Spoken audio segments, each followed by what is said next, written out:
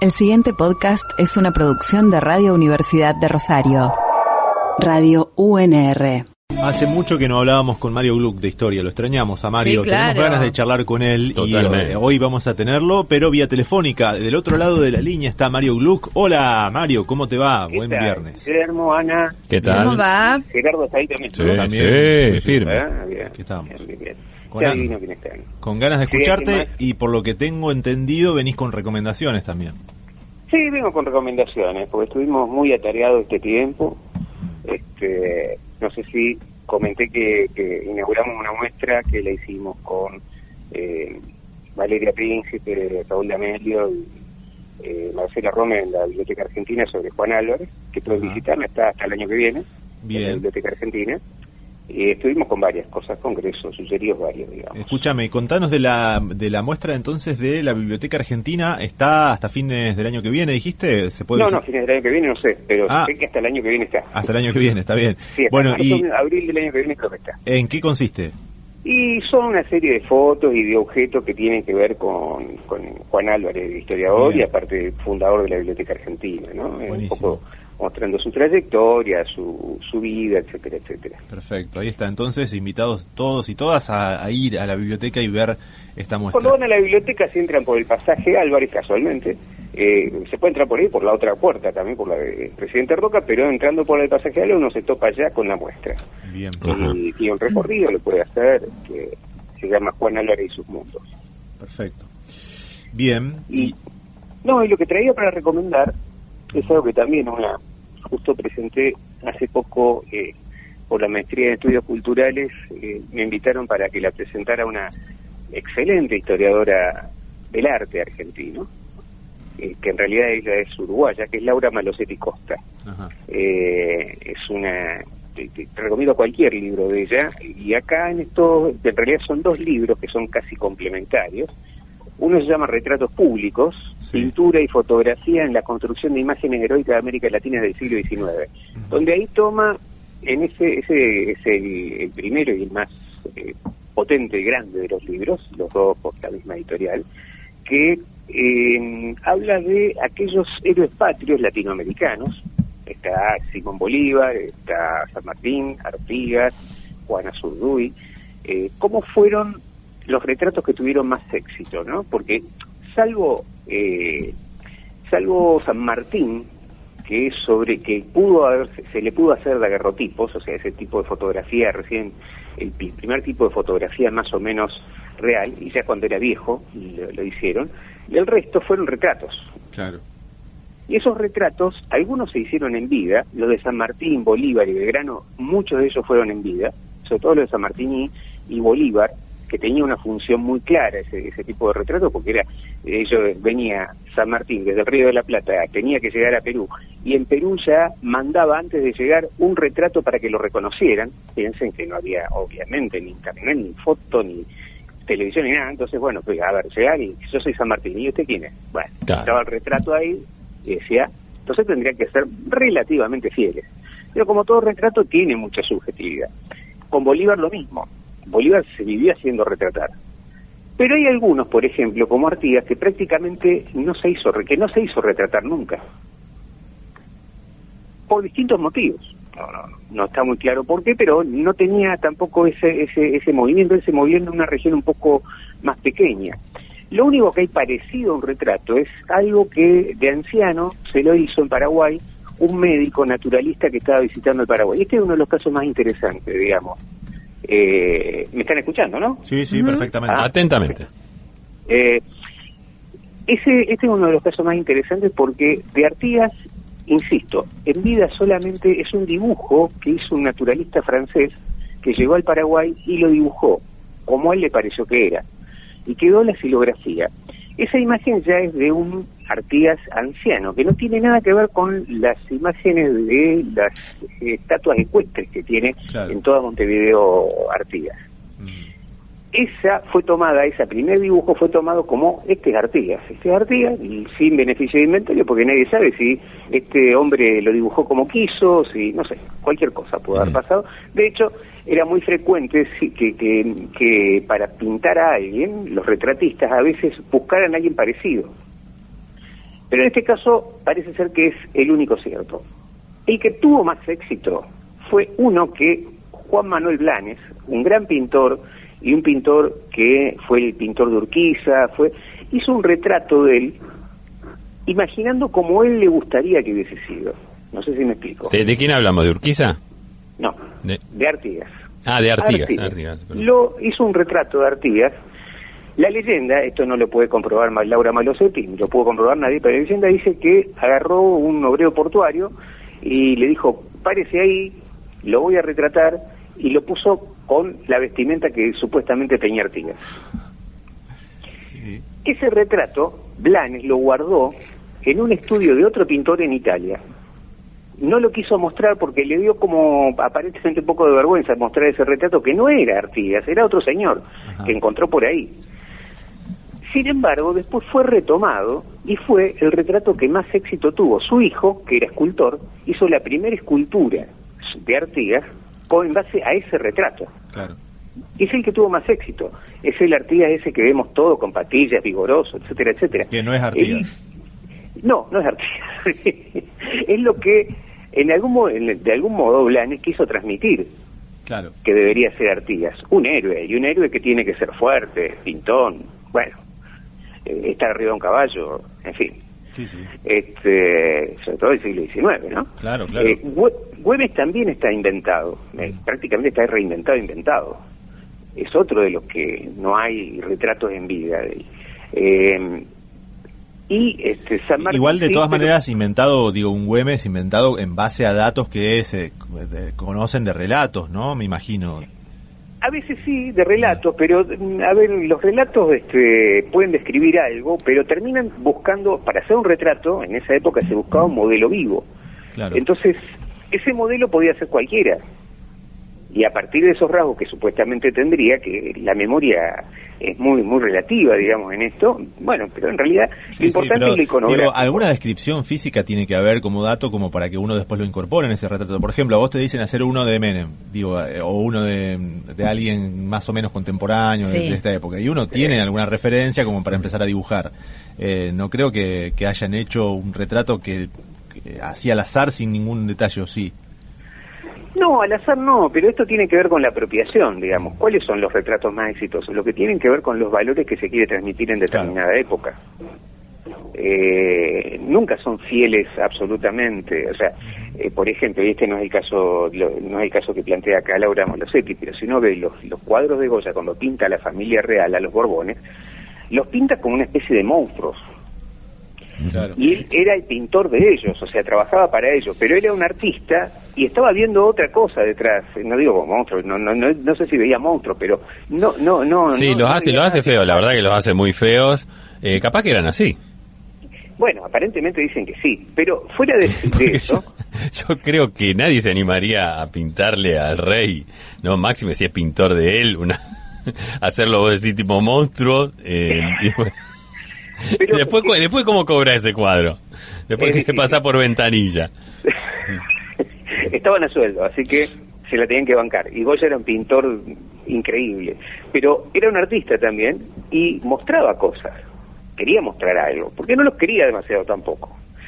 Entonces, obviamente, tampoco está basado sobre la nada, pero la impresión subjetiva que uno le da a ese retrato tiene que ver con esto. Y esto es muy interesante porque sacar también un poco el arte solamente por una cuestión de arte en sí mismo conceptual, de decir, bueno, acá quiero transmitir necesariamente una idea. Acá es un arte que está en función de algo, el arte heroico, digamos, el arte de los héroes. Le pintar a un héroe, tiene una función nacionalista, patriótica, etcétera, etcétera. Entonces hay que ponerle algo distinto, pero en el caso de Artigas es notable porque no es Artigas. Claro, sí. Pero es lo que la gente quería ver en Artigas. Uh-huh. Pero también se cruza con esta cuestión paradójica de que Artigas no tuvo nada que ver con la independencia de Uruguay. En absoluto tuvo que ver. Estaba vivo cuando se independizó Uruguay, que entre paréntesis se independizó del Imperio del Brasil, no se independizó de España. Claro. Entonces... cuando Argentina lo dejó librado a su suerte, sería, ¿no? Por supuesto. Y él se quedó allá en Paraguay exiliado y no tuvo nada que ver con la independencia. Sin embargo, como buscaron a posteriori, bastante a posteriori, alrededor de 1880, una figura que concentrara de alguna manera todos los valores que querían transmitir las élites de esa época en Uruguay, dijeron, bueno, vamos por Artigas, es lo mejor que tenemos, qué sé yo. Y Artigas quedó como un gran héroe nacional. Y lo más conocido, digamos, estaban los 33 orientales, pero... Claro, pero los 33 orientales no eran artiguistas. Artigas no tenía nada que ver con todo eso. Claro. Ahora, Mario... Se llamó Artigas, está vivo. Claro. El retrato de San Martín, te quería preguntar, porque bueno, ahí como decías, uno que es muy distinguido, que es de San Martín ya más grande, digamos, en las últimas etapas de su vida, y después quizá la más emblemática es la de San Martín arriba del caballo. ¿Cómo son esas dos referencias o por qué se han tomado esas dos? Si hay algo esas también... dos fueron las más exitosas, esto es lo que plantea Laura Malosetti. El primero, digamos, el del caballo, es una reconstrucción, pero de todos modos responde relativamente a, diciendo, mira, con detenimiento todos los retratos que hay de San Martín, hay distintos San Martínez, pero tienen cierta fidelidad aparentemente justamente por esta función que tenían de mostrar a quién va a venir, digamos, va a venir acá, claro. San Martín, háganle caso, y no hay otra manera que ir conociendo antes de que llegue el retrato. Retratos casi todos muy, tanto Bolívar como San Martín se hacían retratar muy napoleónicamente, claro. Con mucho brío, se hacían retratar para la posteridad también, ¿no? El caso de hecho estaba también, pensando en otro con caballo y inmediatamente se te aparece Napoleón también ahí cruzando los Alpes, digo. Exactamente. Es que la referencia en ese momento era Napoleón, digamos, más allá de que se terminó derrotado. Pero, y después la de anciano, hay una foto, un daguerrotipo que lo muestra, bien viejo, pero hay también al mismo tiempo un retrato basado en ese daguerrotipo que Laura Malosetti tiene la hipótesis, sin poder probarlo, de que fue hecho por la propia hija. Y que la hija y el yerno, cuando murió, decretaron decretaron que ese era el retrato de San Martín. El retrato de San Martín viejo, que es distinto al daguerrotipo. Claro. Se lo ve mucho más lindo, digamos, que lo que se ve en la otra, en el daguerrotipo, que es una foto, es algo mucho más literal, digamos. Uh-huh. Pero bueno, la hija quiso dejar eso, digamos. Pero y es más exitoso ese cuadro basado en el daguerrotipo que el propio daguerrotipo. Después hay otro, bueno, los retratos llegan hasta el Che. Después otro librito de ella, que es muy cortito y está muy, muy lindo, que se llama de íconos argentinos, Evita, el Che, Diego y Lionel. Ajá. Y ella trabaja ya obviamente, sobre la fotografía de Eva Perón, las fotografías de Eva Perón, las del Che Guevara, las de Diego Maradona y las de Lionel Messi. Y en esto también muestra los valores que una época... trata de ver los valores que una época está queriendo mostrar o viviendo en ese momento, que se pueden ver a partir de las fotos más exitosas. Hay una foto emblemática, de Eva Perón hay dos, en realidad una es una foto, el otro es un retrato con el pelo recogido, el rodete, etcétera, etcétera, que a veces está con Perón y a veces está sola, el de La razón de mi vida, ese es uno, y después está que también tuvo mucho éxito y fue de casualidad que salió esa foto, porque lo sacó un fotógrafo en una instantánea, digamos, que es esa con el pelo suelto y con una especie de campera. Uh-huh. Es del año 48, pero parece una mujer de los 60 o de los 70. Sí. Que es la Evita Montonera, digamos, que no lo fue, de hecho, pero el imaginario. El imaginario la transformó a esa imagen, y es muy interesante cómo se construyó esa imagen. Es un fotógrafo desconocido, pero salió y fue exitosa. Lo mismo que esa foto icónica del Che, que después apareció en los tatuajes, en todos lados. Sí, la de Corda. Claro. Exactamente, esa, la de Corda.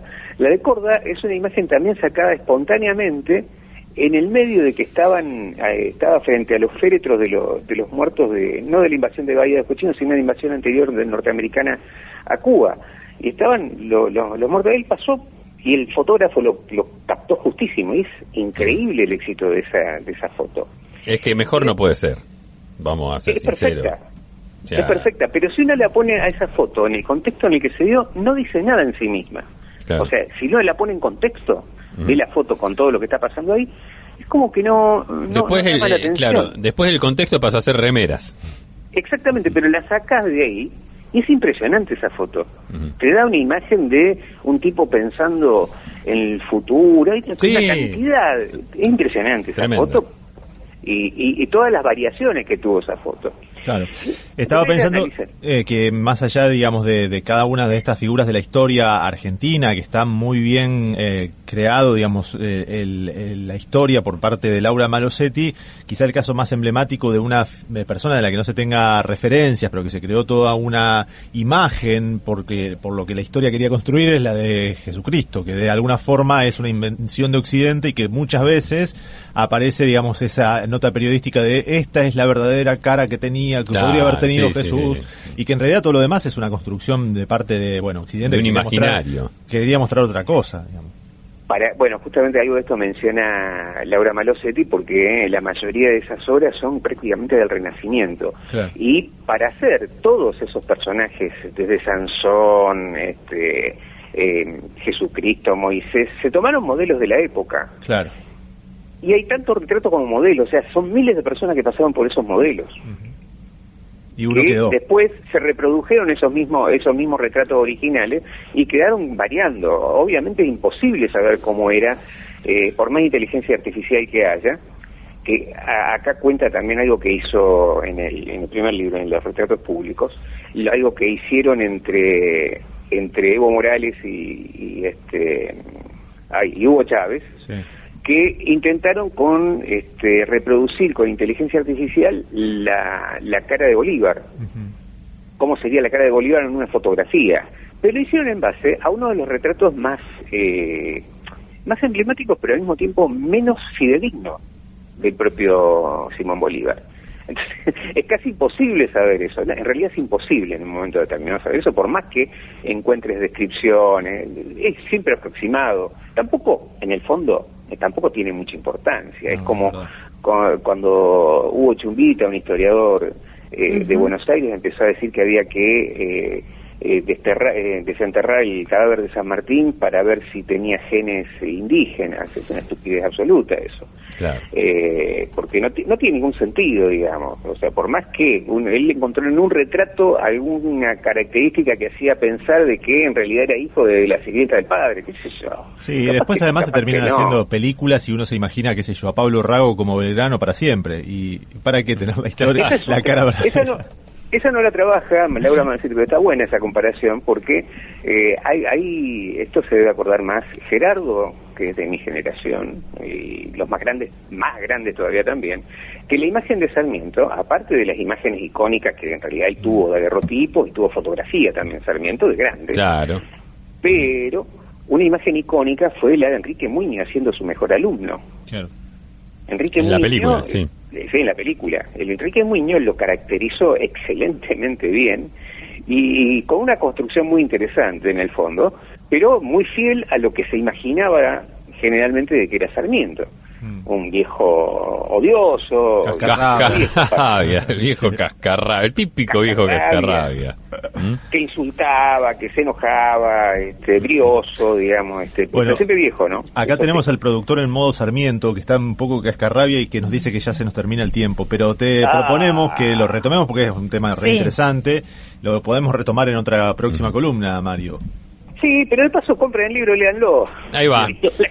Reiteranos cómo se llama. Es Laura Malosetti y el libro se llama Retratos de Próceres. Retratos Públicos. Ajá. Es uno, Íconos Argentinos, que es el otro. Que acá, perfecto. Bueno, el Íconos Argentinos termina con Diego Maradona y Lionel Messi, diciendo, bueno, estos son los de hecho, lo que reemplaza a los próceres del siglo XIX en gran medida. Es muy interesante como plantea, porque también Maradona y Lionel Messi también transmiten valores. Según ella, y ella plantea que hay valores masculinos, pero valores masculinos contradictorios entre sí a veces. Pero bueno, se los dejo para que lo lean. Perfecto, Mario, un gusto. Como siempre, te mandamos un gran abrazo. Chao. Hasta la próxima. Escuchaste una producción de Radio Universidad de Rosario.